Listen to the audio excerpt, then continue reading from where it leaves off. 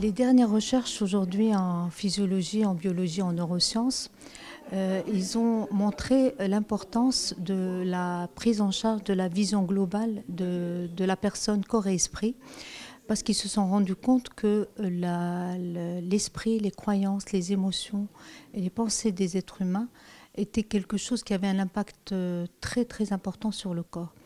De sorte que quand on a un sentiment ou une pensée négative, une pensée positive, ces pensées avaient une réaction, créaient une cascade de réactions chimiques dans le corps et qui pouvaient avoir un impact sur nos cellules et même sur nos gènes. Et de ce fait, ils pouvaient créer eux-mêmes des maladies. Le besoin d'écrire ce livre, c'était un besoin pour pouvoir combler ce vide entre moi et mes patientes, parce que c'est difficile de changer la pensée normale, usuelle, c'est d'avoir devant chaque symptôme un médicament magique qui va lui-même résoudre le problème. Et on s'est rendu compte, la médecine aujourd'hui s'est rendu compte que toutes ces maladies dont on traite uniquement le symptôme se transforment avec le temps en maladies chroniques, dites de maladies de civilisation. Et si on arrivait à les traiter au début, aux premiers symptômes, on n'aurait pas eu ces émergences de maladies plus graves.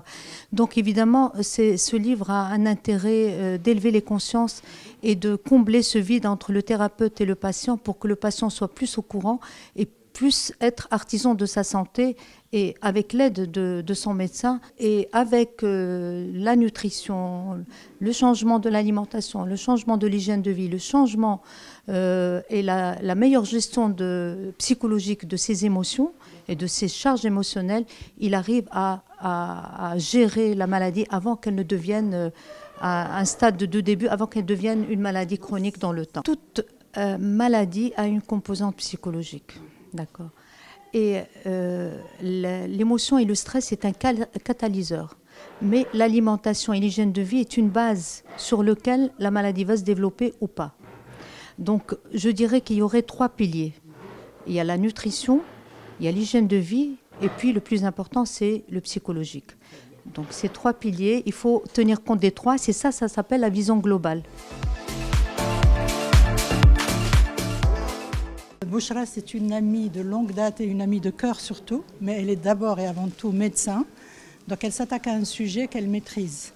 On ne va pas dire que c'est du profane, c'est quelqu'un qui veut juste parler de spiritualité et de guérison.